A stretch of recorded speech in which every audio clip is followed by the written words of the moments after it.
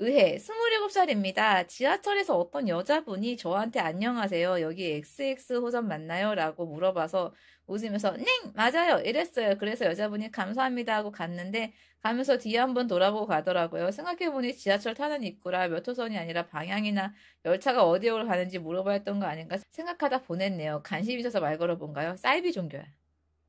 사이비 종교가 전도 좀 해보려고 하다가 그쪽도 약간 초짜여서 더 이상 진행되는 방법을 잘 몰랐던 거지. 요즘 핸드폰 다 있는데 자기가 타고 있는 게 뭔지도 몰라?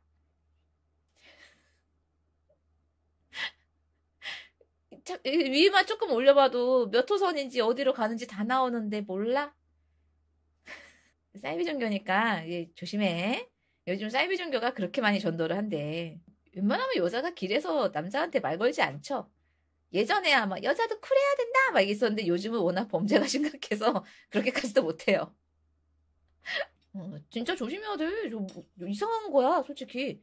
남자들도 여자한테 만약에 지하철에서 말을 걸 때, 너무 제 취향에서 그런데 전화번호 알려주시겠어요? 이거는 차라리 그냥 클래식하다고 보는데, 남자들이 생각해도 여자한테 가서 지금 여기 몇 호선이죠? 이거 왜 물어봐? 자기들이 생각해도 좀 등신 같지 않아? 금이야. 저 같아도 남자한테는 안 물어볼 것 같아요. 그치? 그 여자! 우리 또래의 여자한테 물어보지 않을까? 폰을 들고 있는데 그런 걸로 물어보는 젊은이는 피해야 됩니다. 이거 혹시 잘못 알고 있는 분도 있을까봐 얘기할게요. 가끔씩 그 여자 번호 따려고 여자한테 잠깐 핸드폰 좀 빌려달라고 해가지고 여자 핸드폰으로 자기한테 전화 걸어갖고 나중에 그 여자한테 연락하는 경우 있거든요. 예전에는 통했습니다. 근데 요즘에 그거 범죄예요. 범죄의 범위에 들어가니까 안 됩니다. 어디서 또 모자란 사람이 가르치는 거 듣고 이런 식으로 번호 따도 되겠네라고 하시면 안 돼요.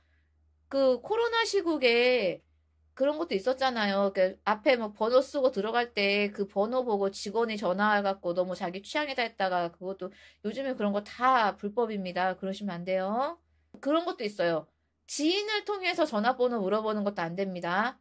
그것도 얼마 전에는 허용이 됐지만요. 점점 세상이 이제 개인정보에 대해서 민감해지는 시대가 됐기 때문에, 혹시 번호 어떻게 하셨어요? 라고 물어봤을 때, 누구한테 물어봐서 알아냈어요. 아니면 어디 뭐 리스트에 있는 거 보고 알아냈어요. 그러면요. 큰일 나십니다. 그냥 대놓고 좀 친해진 다음에 본인 거 번호 먼저 알려주시면서 의사를 물어보거나 어떻게 뭐 단톡방에서 알게 돼서 개인 단톡으로 빠져나와서 하는 거 뭐 그런 건 모르겠는데 전화번호를 그렇게 불법적으로 하시면 안 돼요. 쌍방간 물어보고 줘도 되는지 하고 연락처 받아야죠. 큰일 나요. 요즘 정말 예민해진 시대가 됐어요. 가끔 예전 거에서 업데이트가 안 되신 분들이 이상한 거 가르치게 하긴 하는데요. 저는 그래도 나이가 있음에도 불구하고 여러분들한테 얘기를 해줄 수 있는 건요. 끊임없이 저는 젊은 여자애들하고 계속 커뮤니케이션 하거든요. 그래서 저도 이상한 생각을 가지고 있었다가도 생각을 계속 개선하거든요. 그래서 요즘 젊은 여자애들이 어떤 생각을 가지고 있는지 제가 굉장히 많이 탐구를 하고 찾아보고 들어보고 대화해보고 막 하거든요. 진짜로요. 40대나 30대 후반에 접어든 여성분들과 그 30대와 20대에 그렇게 걸쳐져 있는 분들 있죠. 생각이 정말 천지 차이예요. 아예 달라요. 그래서 예전 생각을 갖고 계신 분들이 야 그렇게 해야 돼라고 하는 거 들으시면 안 돼요. 요즘은 생각이 너무 많이 달라요. 근데 요즘에 내가 좀 들어보면 여자애들은 전반적으로 정말로 그런 생각 많이 해. 결혼을 꼭 해야 된다는 정말 없어. 나 결혼을 꼭 할 거예요는 열에 한두 명이고 결혼을 하게 되면 하는데 하고 싶은 사람과 하겠다. 이 사람이면 결혼할 수 있을 것 같아. 라는 생각이 드는 남자면 하겠다가 지배적이야. 비혼이야! 라고 하는 애들은 약간 철이 없는 거고, 왜냐면 정말 비혼의 무게를 모르기 때문에 함부로 말을 하는 거고, 내가 볼 때는 10명 중에 7명은 대부분 그냥 이대로 살아도 돼. 가 많더라고. 뭐 남자분들도 그런 생각 가지고 계신 분들이 많을 텐데 이게 살짝 이럴 땐 또 남녀 문화가 좀 다르거든. 좀 내가 지켜봤을 때는 요즘의 트렌드는 여자들은 결혼을 안 하는 게 뭐 현명하다라고 이렇게 흘러가는 그런 트렌드가 있고 남자분들은 결혼을 한 남자들이 능력이 있어 보인다라고 생각하는 트렌드가 있는 거야. 왜냐면 여자들이 결혼하기 싫어하고 또 남자가 이제 결혼해서 가족을 부양하는 게 굉장히 힘든 시대라서 와, 저 남자는 결혼을 했네? 우와! 라고 하는 그런 것도 있기 때문에 또 남자들은 성욕이란 것도 있잖아요. 그리고 또 자기 이세를 남기고 싶은 본능도 있긴 하기 때문에 좀 남자분들은 좀 결혼하고 싶은 확률이 많고, 실제로 통계로도 남자분들은 50%라고 나오고, 여자분들은 결혼하고 싶은 확률이 30%가 안 된다는 이런 게 있어서 좀, 여자분들이 언제 결혼하고 싶으냐고 제가 물어보면요. 다 그냥 남자가 괜찮으면 하겠다. 아니면 안 한다. 가 좀 많더라고요. 남성분들은 여자로 인해서 자기 인생이 뒤움박되는 건 없기 때문에 내 인생을 쭉 가는데 여자가 옵션으로 붙는 거잖아요. 남자들은 대부분. 근데 여자들은 자기 인생을 가다가 남자 때문에 인생이 꺾여서 들어가잖아요.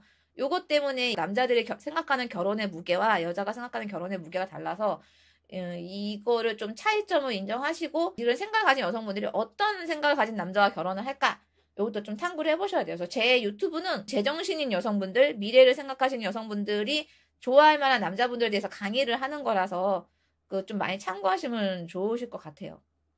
나훈아 이제 살면서 보고 겪은 것들이 많아서 결혼은 하고 싶어요. 다만 수입이 지금보다 더 많을 때 하고 싶음. 그렇지, 그렇지. 이게 남자들은 여기서 돈으로 결정되는 거야. 돈과 집으로 이게 결정이 되는 거야. 그래서 아 내가 능력이 되면 하고 싶어. 그래서 결론적으로 남자가 결혼해서 애까지 낳았어. 저 남자 능력이 있나 보다라고 자기들도 모르게 인정이 딱 들어가는 거거든. 왜냐면 남자 입장에서는 내가 돈이 있어야 집이 있어야 결혼을 할 것 같거든.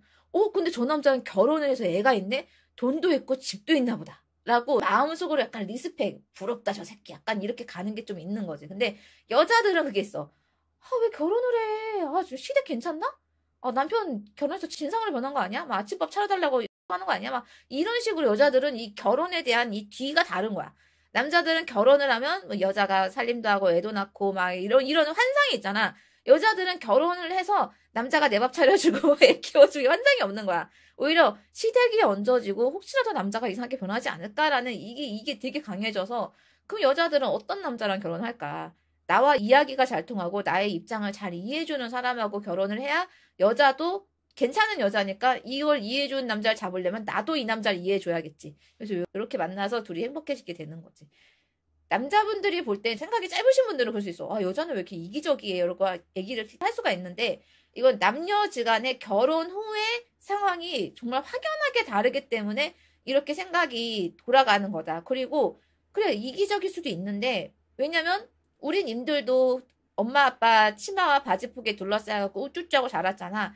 걔들도 그렇게 자랐기 때문에 걔들도 이기적으로 생각이 돌아가는 거야. 내가 그 인스타에서 어떤 부부를 봤는데 되게 현명하더라. 정말 현실적인 부부인 거야.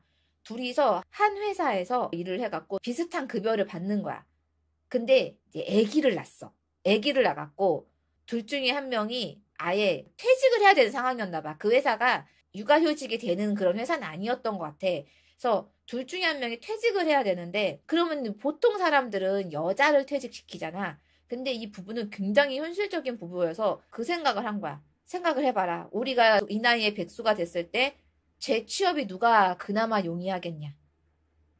이거는 남녀 차별 아니에요. 진짜 현실적인 얘기예요. 이거 받아들여야지 우리 님들이 여자와 얘기가 통해요. 남녀가 30대 중반쯤 돼서 아이를 낳은 상황이야. 그 상황에서 둘이 실직을 했을 때 누가 재취업이 더 쉬울까? 그치? 남자가 재취직이 더 쉽지. 왜냐면요. 여자가 이제 아이를 낳고 재취업을 하려고 하잖아요. 그러면 회사에서는 대뜸 그걸 물어봐요. 애 또 낳을 거죠. 애 안 낳는단 말 안 믿어요. 저희는 한 명만 낳고 끝낼 걸 안 믿어요. 애 또 낳을 거잖아. 애 그 좀 울고 아프고 그러면 뛰어갈 거잖아. 이래서 여자를 제외시켜버려요. 똑같은 경력이어도. 근데 남자가 가잖아요. 이 사람 먼저 채용이 돼. 총각보다 아이 아빠가 먼저 채용이 돼버려. 회사에서는. 왜냐면 회사 채용하는 사람들 누구야? 다 틀딱들이지. 틀딱들이면 가장부터 채용해갖고 해야지 이렇게 된단 말이야. 그래서 그쪽은 남편이 퇴직을 한 거야. 적중했대. 남편이 아이 키우고 재취업에 성공했다. 라고 나오더라고. 여자는 그 회사에서 계속 경력을 키워나갔고. 그치. 아이 아빠니까 못 도망가겠지. 아이 아빠니까 빨리 안정된 삶을 이렇게 해줘야 된다면서 회사가 더 밀어주는 거야. 또 쉽게 그만두려 하지도 않아서. 근데 또 회사에서는 아이 엄마면 뭐 쉽게 그만둘 수도 있다. 애를 또 낳을 수 있다. 막 이러면서 이런 식으로 이렇게 재취업이 힘들어지는 거야. 이런 식으로 가더라고. 그러니까 이게 시대가 변하는 만큼 생각을 좀 더 유연하게 해줘야 돼요. 내 와이프가 돈 벌어오는 거 좋잖아요? 그러면 우리 님들이 이럴 때는 양보를 해야 돼요. 내 와이프는 여기서 경력 단절돼서 아이 키우면서 2, 3년 쉬어버리면요. 재취업이 정말 힘들어요. 여자는 현실이에요, 그게. 내 와이프가 그냥 나중에 재취업해서 100만 원 벌어도 상관없어라고 하면 본인 커리어를 유지하시고, 아닌데 우리 집은 둘이 열심히 벌어야지 그래도 살 수 있는데라고 하면 좀 생각을 좀 더 유연하게 하시고 가야 된다. 30대 이상 여성분들 면접 볼 때 면접관들이 대부분 결혼 계획 물어보더라고요. 이게 현실인데 저기 이제 이상한 사이트 하는 애들은 그런 게 어딨어 이러지. 왜냐면 얘들은 여자를 만나본 적도 없고 취업을 한 적도 없기 때문에 이해를 못 하는 거지. 생각을 조금 유연하게 가지셔야지 여러분들이 계속 유리해지고 특별한 남자가 되는 방향으로 흘러갈 거예요. 이해를 해줘야지 남도 나를 이해해준다.